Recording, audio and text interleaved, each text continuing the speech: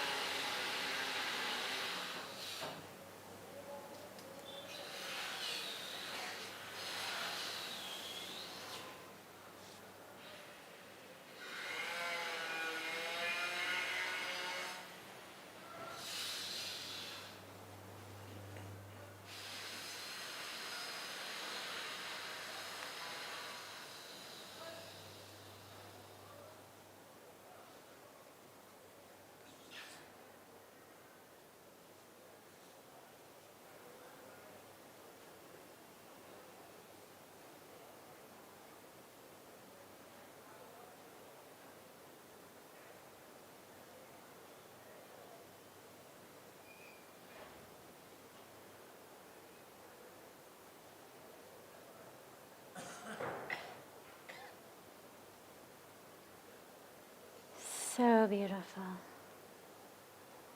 to be together with you all in Satsang.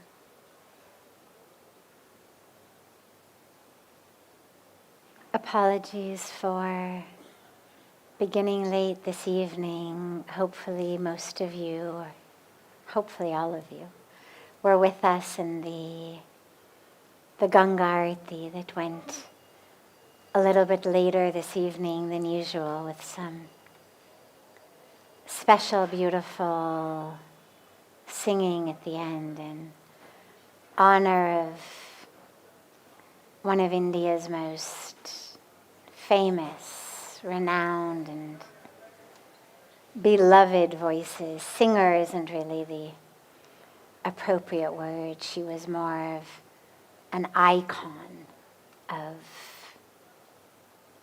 sacred music and sacred sound. So we had a beautiful tribute to her at the end that went a bit long.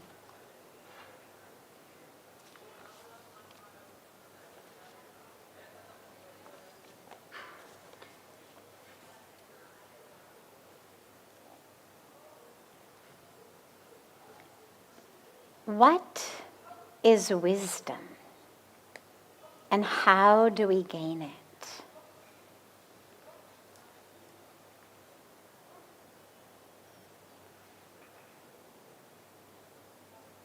I think the greatest wisdom, and it's actually, as I think about it, it's a beautiful question for the eve before Mahashivratri. Because I think the greatest wisdom is being able to see the difference between truth and falsehood. Everything else is secondary.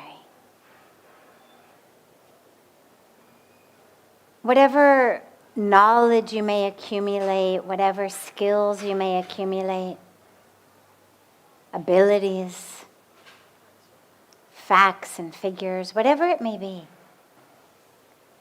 it's all secondary to actually knowing the difference between truth and falsehood. Because the inability to know the difference is actually that which leads to suffering. When we live in falsehood, thinking that we are something we are not, thinking that something is true which is not true, we suffer. And that's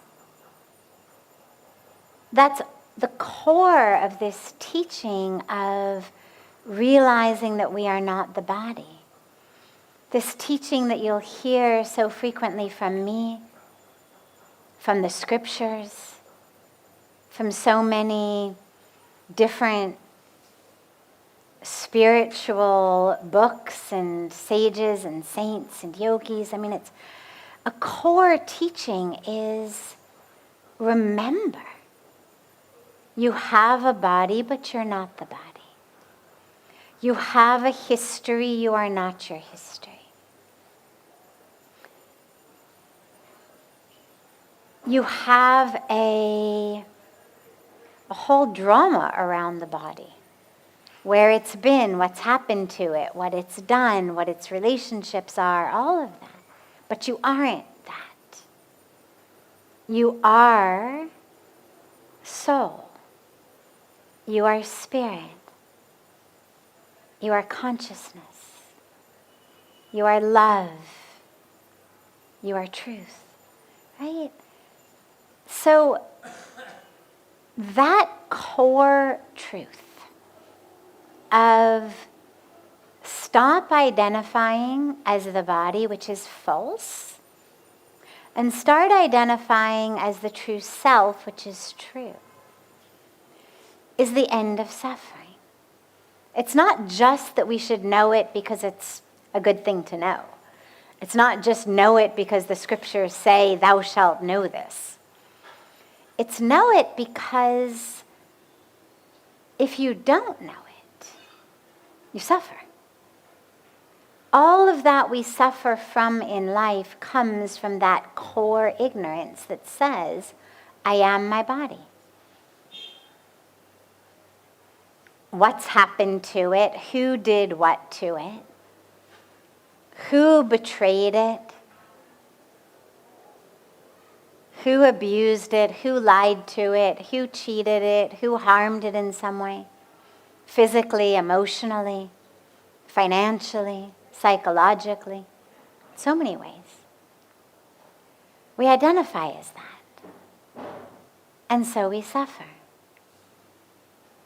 I was sharing the other evening in the Ganga Arati last week about how when I was in America in January, I was back visiting and I had seen on the back of buses, you know, they use buses as billboards basically. And on the back of a bus, I saw this big banner, big advertisement for some law firm that said, whohurtyou.com. Call us. Not a joke, true story. whohurtyou.com. And I thought, wow. Like, what a perfect and beautiful example of the difference between the cultures. It's not that here in India we're saying, oh, no problem, you can be hurt, that's okay, be a doormat. Nobody's saying that. But we're saying your focus, your attention, your intention, your identification should be on discovering that within you which was not hurt.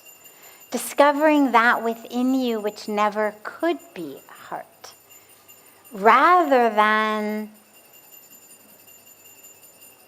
putting your attention and intention. I mean, you see that, the billboard, and everybody's mind starts thinking, God, I must have been hurt by somebody at some point. I mean, God, they look like a good law firm. Maybe I'll get some money for it, you know. And suddenly your mind starts going, who hurt me? Right? And I thought, God, thank God. I now live in a world where the emphasis is on let it go. Not because you're a doormat, not because people should walk around abusing and betraying and cheating others, but because when you hold on to it, it keeps you stuck. It prevents you from living in freedom. So, as far as wisdom, I think the core wisdom is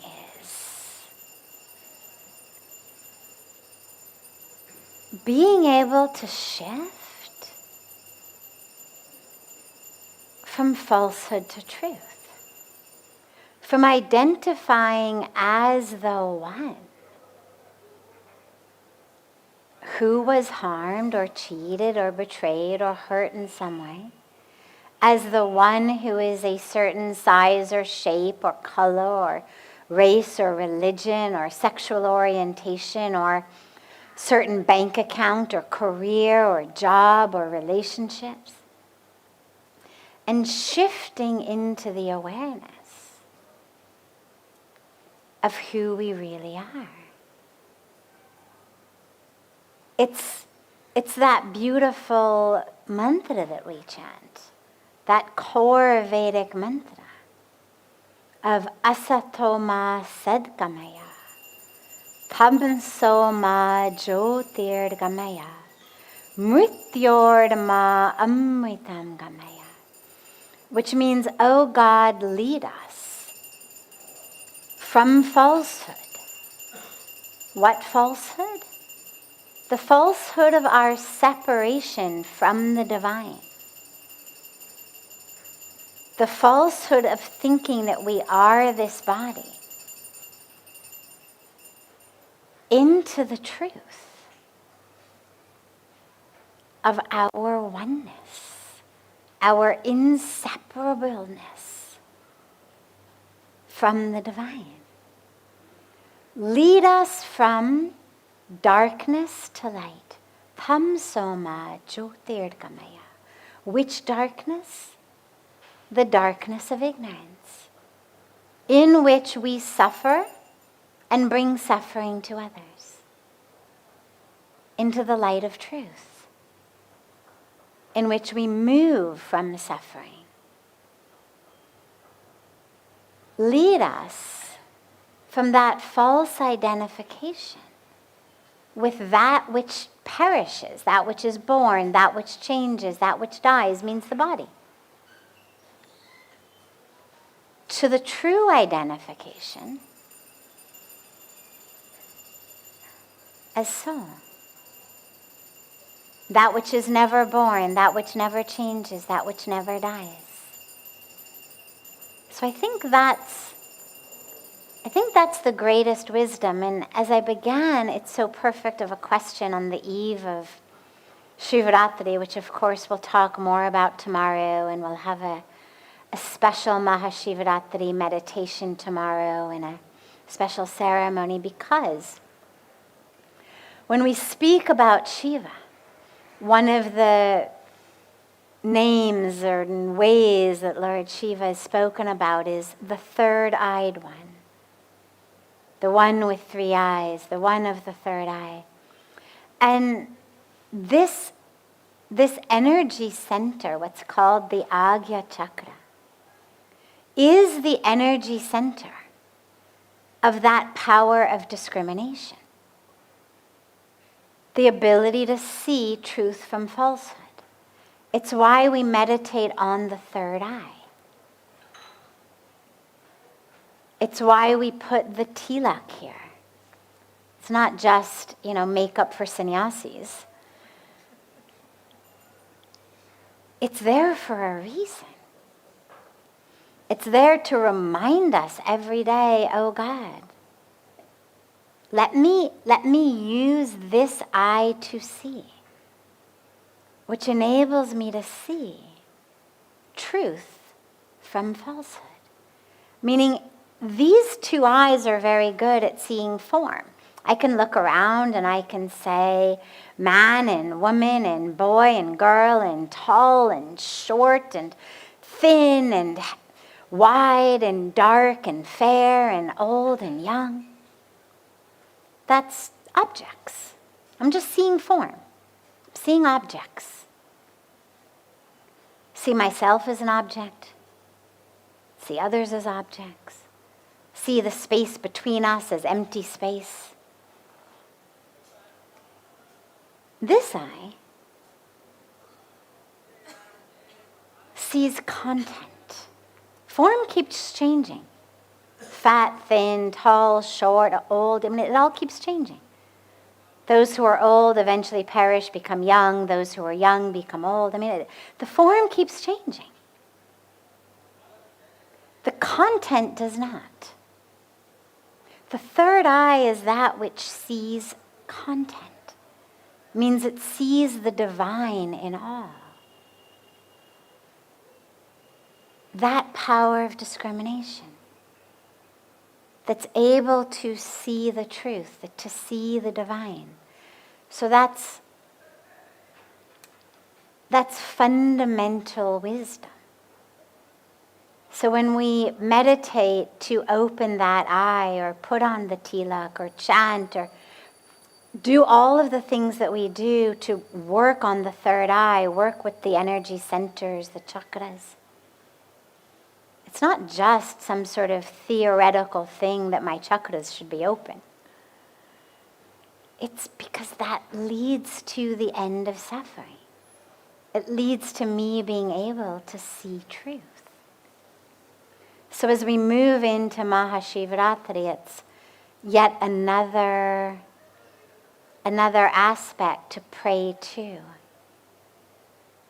is help me open that third eye so that I too can see truth, so I too can live in wisdom. And from there, everything else comes. You know, it's interesting if you look at geniuses throughout history. All different cultures, all different races, all different religions, not just smart people, but your actual Einstein-like geniuses, including Einstein. And you actually study how they came up with whatever it was, their thing that made the world know they are a genius. It almost never comes in, I was poring away over my notes, and suddenly I finally solved the equation. It's so frequently things like, I was walking in the woods, and I saw the sun, and then I knew. Or I was drifting off to sleep, and then I saw it and I knew. Or I had my eyes closed, or I was looking at the fire, the flames of the fire in the fireplace, and I knew. It's coming from a place of open-eyed ability to see. So from that, literally everything else comes.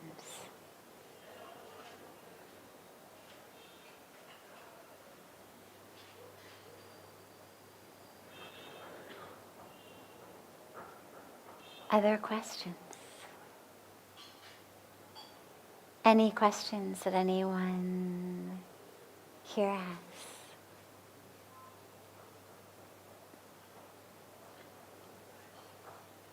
Yes.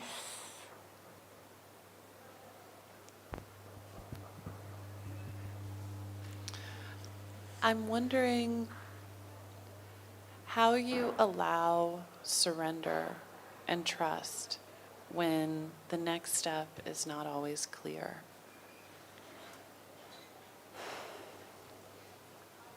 How do we surrender and trust when the next step isn't clear? Implicit in, inherent in surrender and trust is that the next step isn't clear. I mean, it's part of the package deal, right? If I know exactly where you're driving me, and I know the road just as much as you know the road, and my eyes are open and I'm watching every turn, well, I haven't really surrendered, right?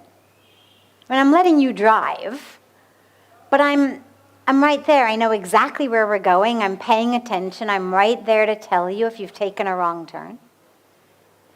Surrender is when I lie down in the back seat and go to sleep, knowing that you're going to get me there. Or I pull out a book.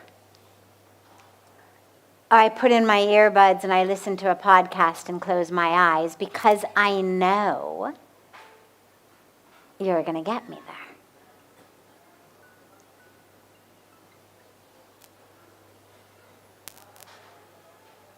if I'm backseat driving, literally or metaphorically, it isn't surrender and trust.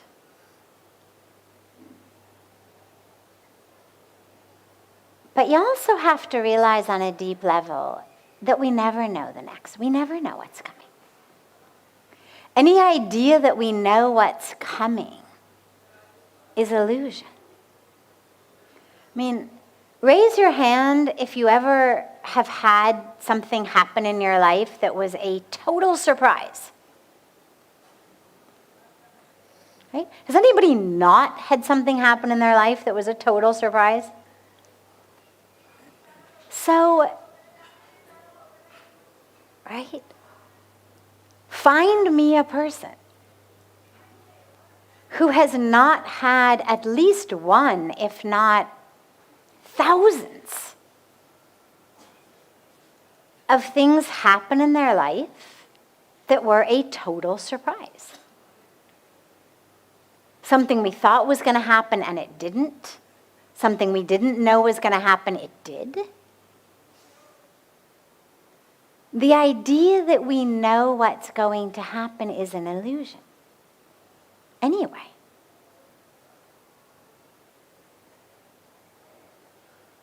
In order to move beyond that illusion, we have to trust.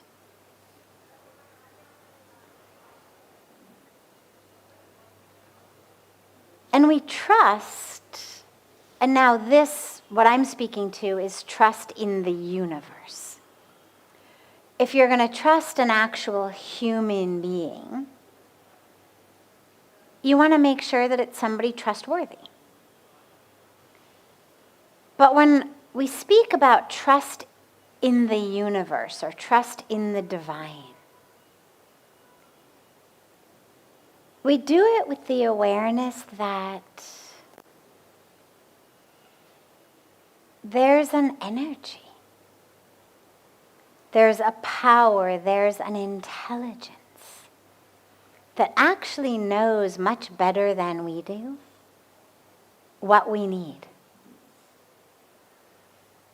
And that's actually working for us, not against us. It may not be on the same team as our ego, so it may not always feel like it's working for us, but it is.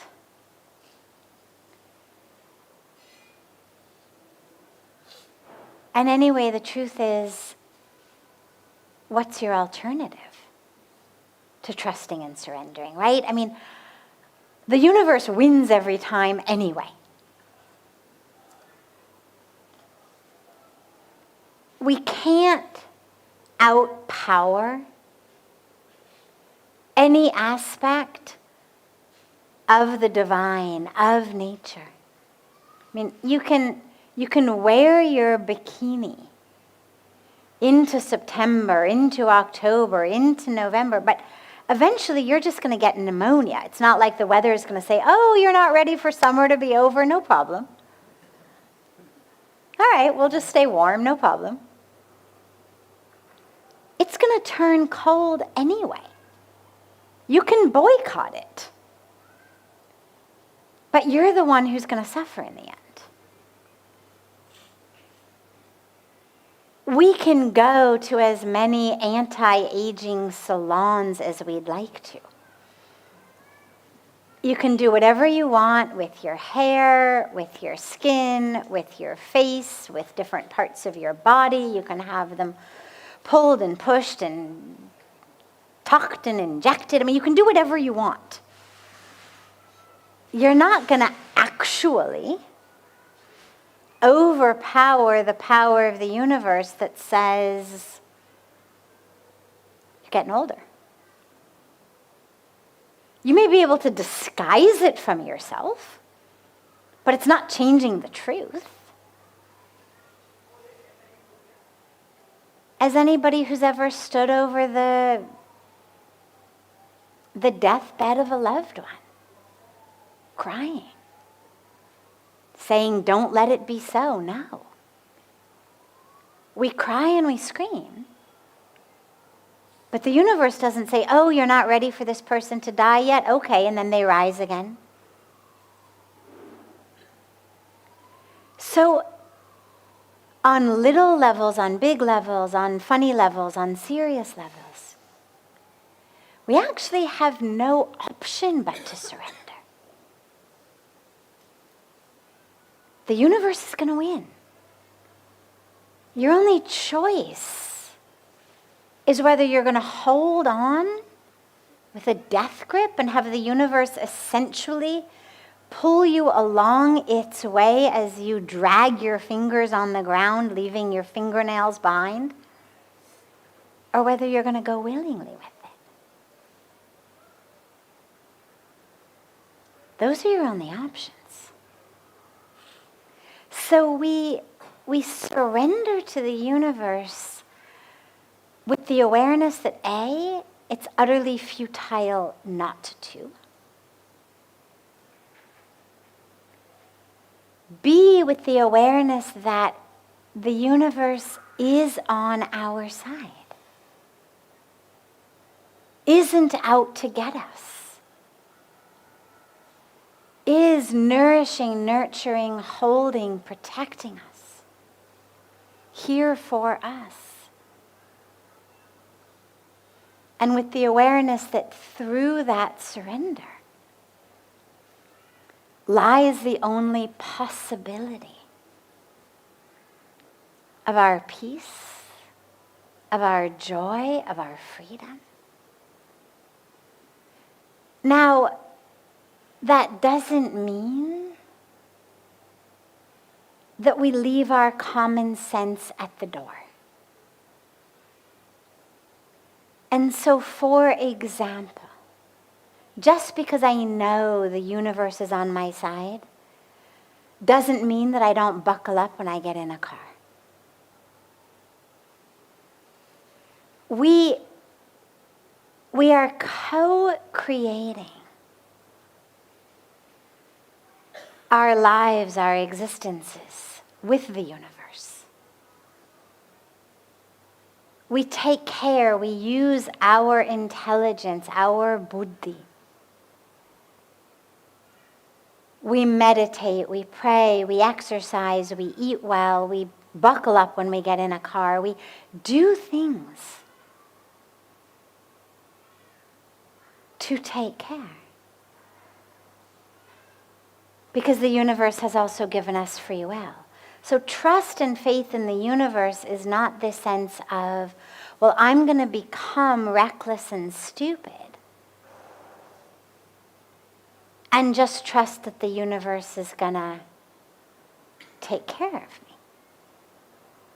As any parent knows, no matter how much you love your children and no matter how much you would do anything and everything for them, there are times they do things that you just can't quite get them out of that situation. I mean, they've just got to now suffer. They keep climbing that tree you tell them to stay out of. Eventually they fall, they break their arm. You can't unbreak it, no matter how much you love them. So you may feed them ice cream while they've got their arm in a cast. But that free will requires that we also work with the universe. So trust and surrender doesn't just mean, you do it all. But it means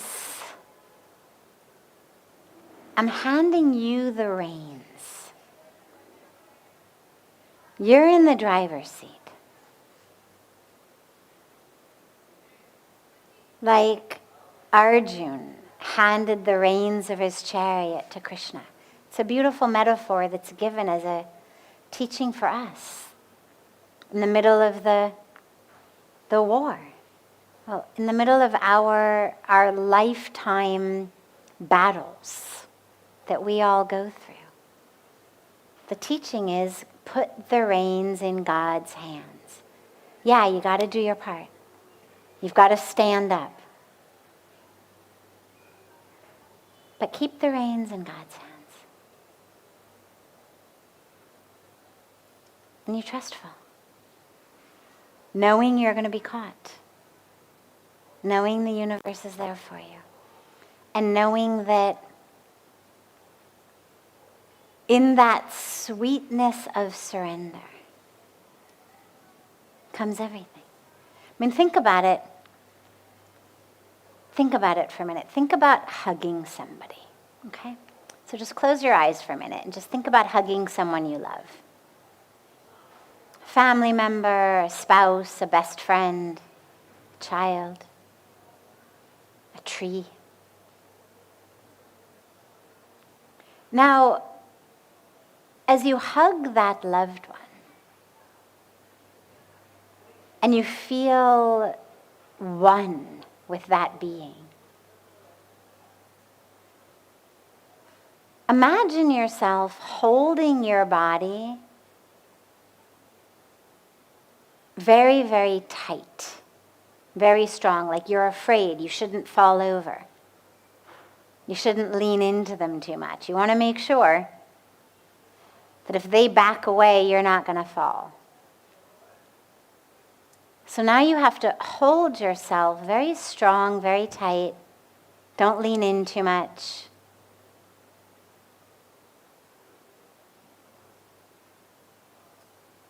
All right, open your eyes. Do you notice the difference between the beginning part and the second part? If you've got to hold your body really, really tight and really stiff, making sure that you don't, fall into the hug. Well, it takes that out of the embrace, doesn't it? If I've got to make sure that, I don't fall too much into you. When you think about hugging someone who's really, really, really old and frail, like if you were going to hug your 100-year-old grandmother or grandfather, you'd be really, really careful, right? Really, really. Now, it's sweet, you love them, but you're not able to completely have that experience as you are with someone that you can just fall into, right? And it's the same thing with the divine. If you're holding yourself back, if you're afraid to really let go into the arms of the divine, you're going to miss it.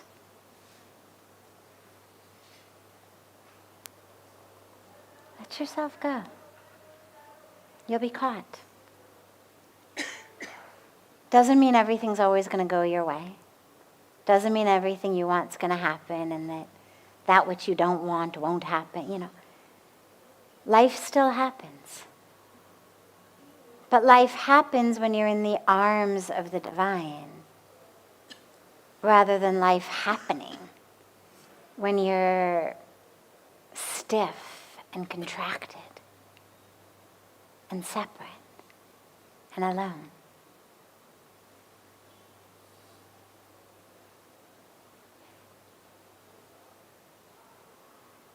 Beautiful. Yeah.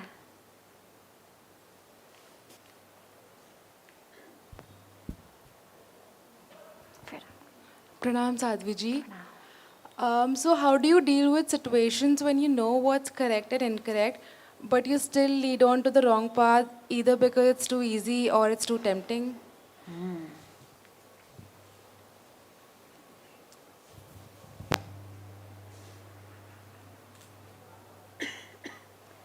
So, giving in to temptation that we know is the wrong path needs to be dealt with in two ways at two different times. There's tools and techniques for that very moment,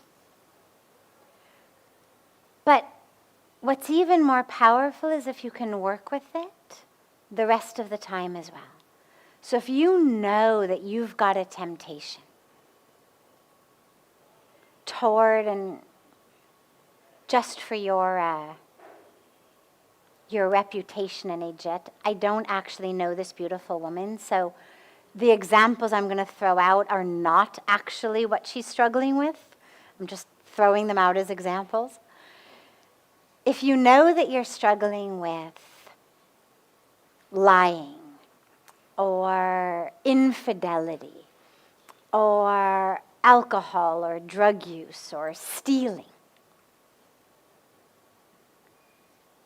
before you get into a situation where you're going to be tempted to engage in those behaviors, you work with it inside through this power of discrimination. What am I going to get from that? Is it really worth it? You feel so badly afterwards, right? Immediately afterwards, the next day, there's fear that you're going to be found out, that people are going to know. So you end up living in secrecy, you end up living in lies, you end up living in a way that you've got to hide. So you suffer. So in your contemplation, in your introspection, really think about this. Why do I do it? What do I get from it? Make a list of pros and cons so that you can see very clearly this does not serve me.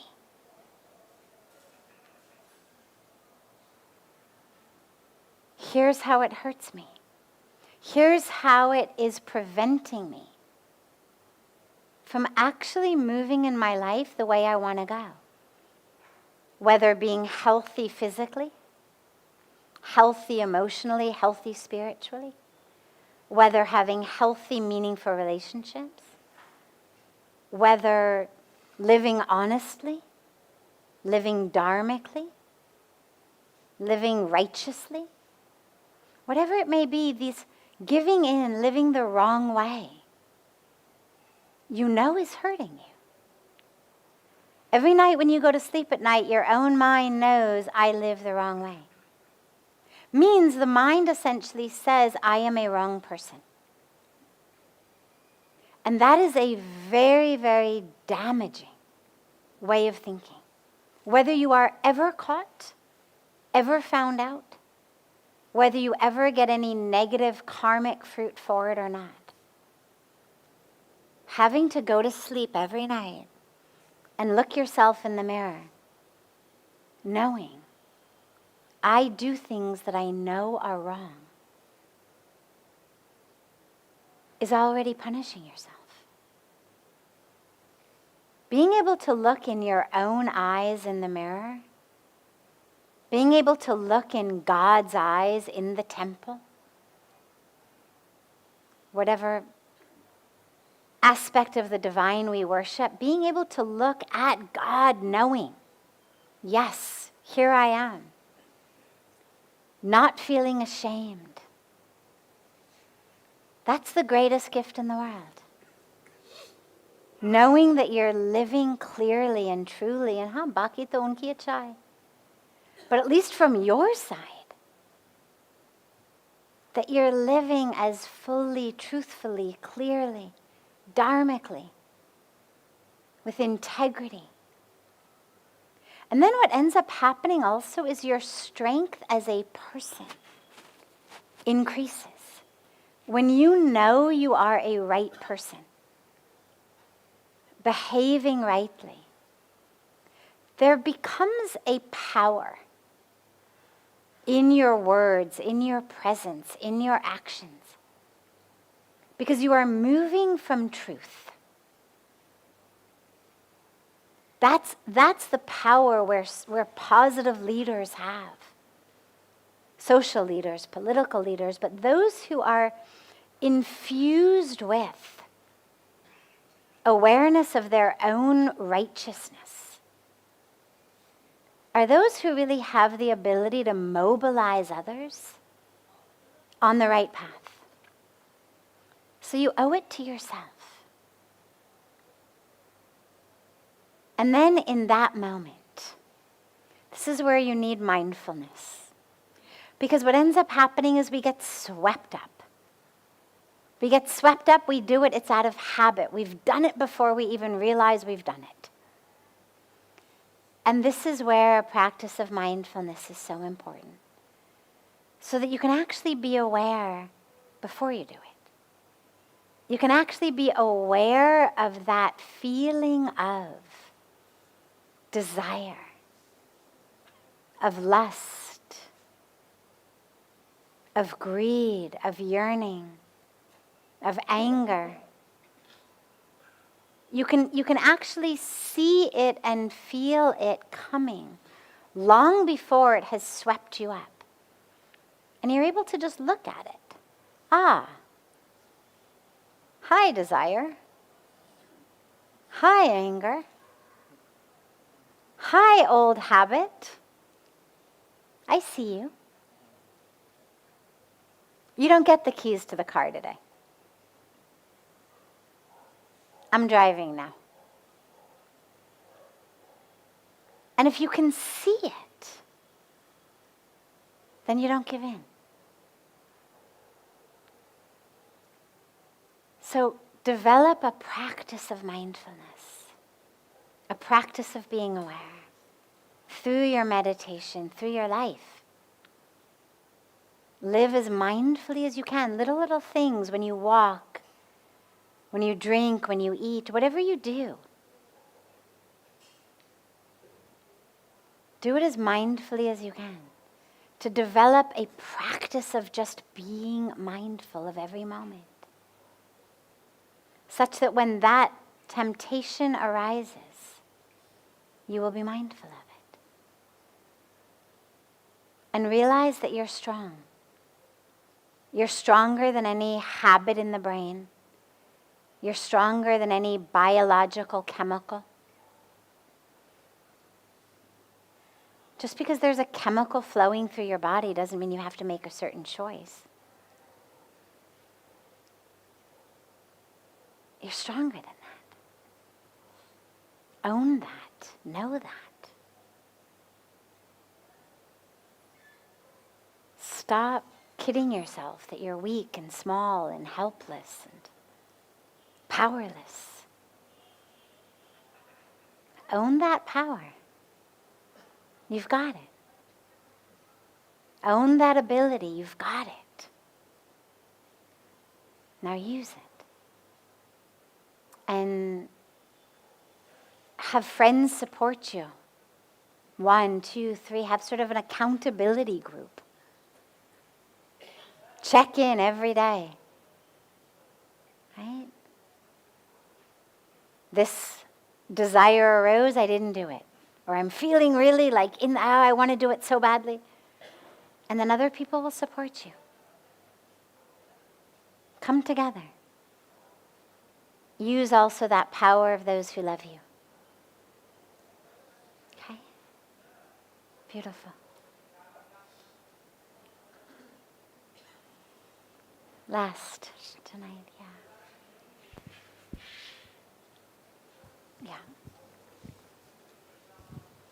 Pranam Mata. So, often following the path of compassion, what I encounter, like a lot of people might be encountering people taking advantage of you. And that cycle does not stop. Even no matter how much faith you show in people, how many chances you give them, and that it comes back on us. So how do we, what should be the action for that? Great. So you follow the path of compassion and people walk all over you. What to do? So being compassionate, being spiritual, I always say, it doesn't mean you are a doormat. Look at Gandhi. I mean, if you need a better example of the strength of compassion, look at Gandhiji. Being compassionate doesn't mean I let you walk all over me. If I've got a child sitting in my lap and there's a diya in front of us, a candle in front of us, and the child keeps reaching for the candle, And I keep gently and lovingly taking the child's hand away from the candle. And then the kid starts to cry because it looks really beautiful. Flickering candle flame, the child really wants to, starts to cry, I want it, and keeps grabbing for it. And I move the hand away and the child keeps grabbing, and then maybe I go on the hand.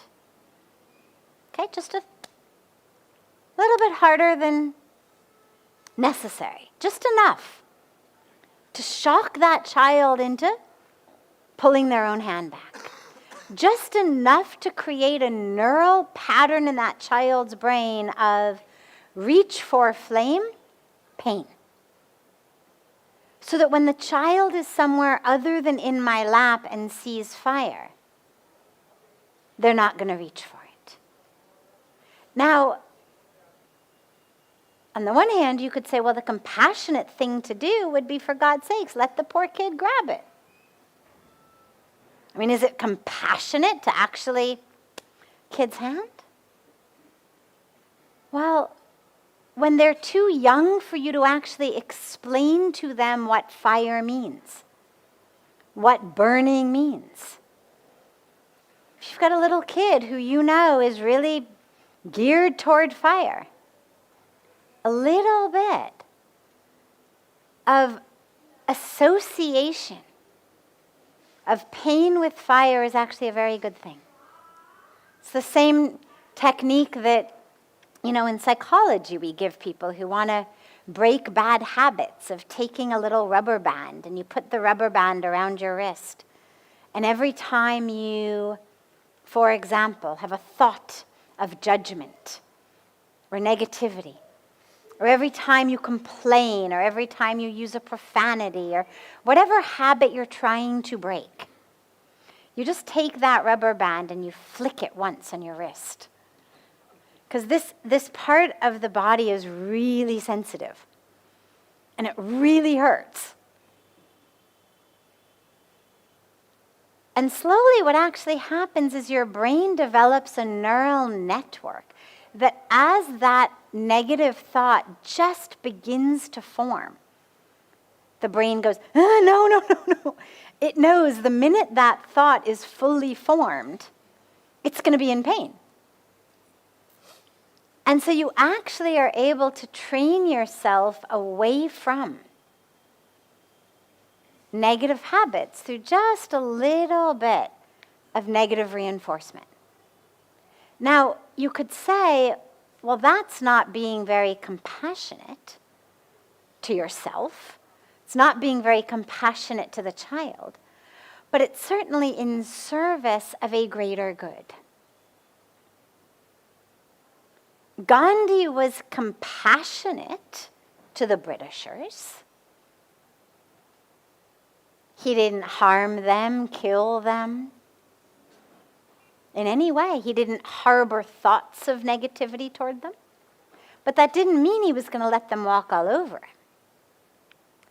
And this is where, as I was explaining to the beautiful woman next to you earlier, when we surrender and trust, it doesn't mean we check our common sense at the door.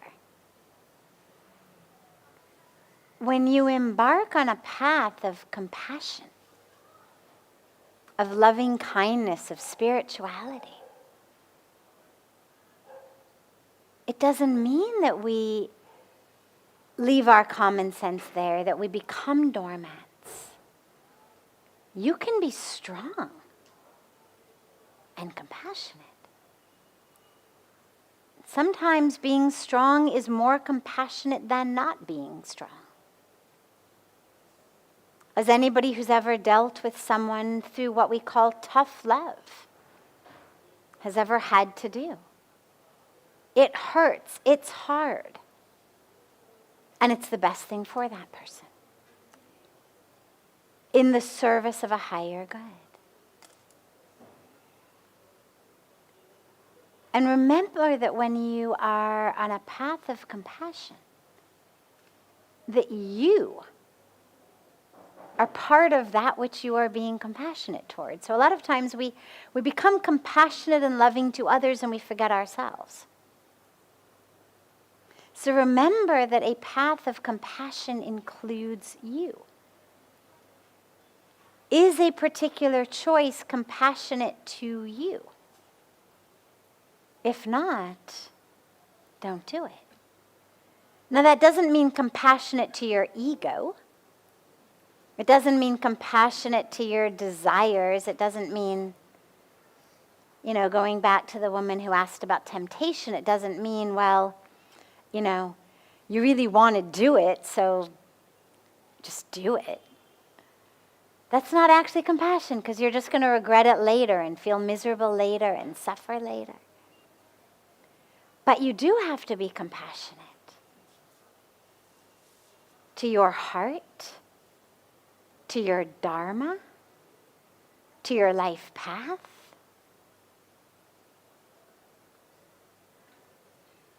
To your freedom.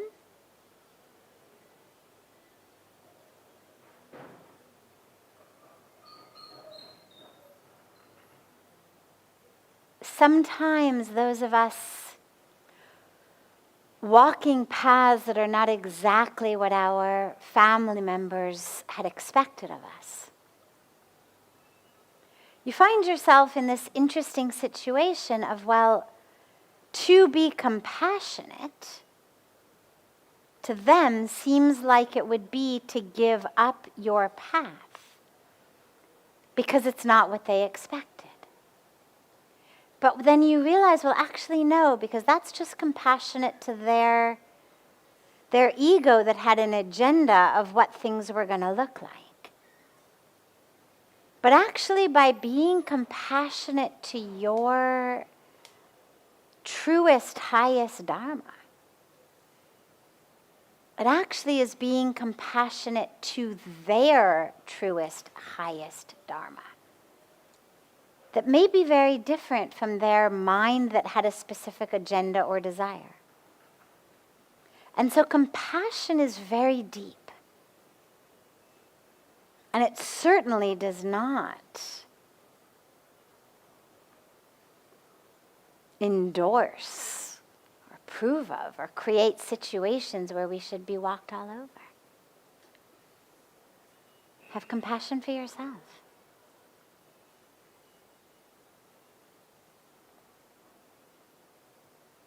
Beautiful. Have a wonderful rest of your evening. And as I mentioned in the beginning, tomorrow is the sacred day of Mahashivratri. We will have a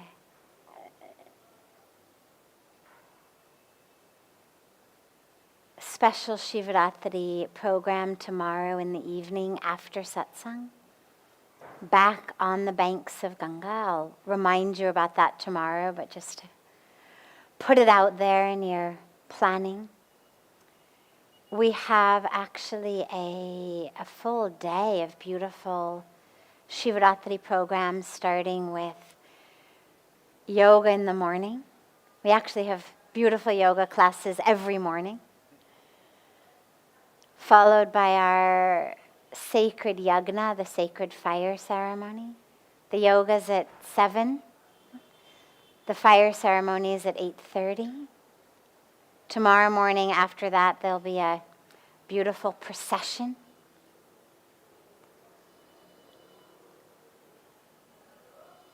Then, of course, we have our sacred arati. We'll gather back here for a special Shivratri satsang with meditation. And then tomorrow in the evening, we'll gather in the middle of Ganga, on the platform where Shiva sits, for a very, very sacred meditation, abhishek, prayer, and chanting.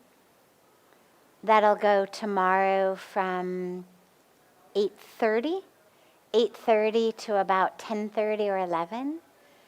And then those who want to stay awake all night tomorrow night, we'll shift into our satsang hall for actually an all evening, an all night prayer and bhajan and kirtan, but we'll shift inside just because it gets quite cold in the middle of Ganga in the late night. So we'll shift from there inside.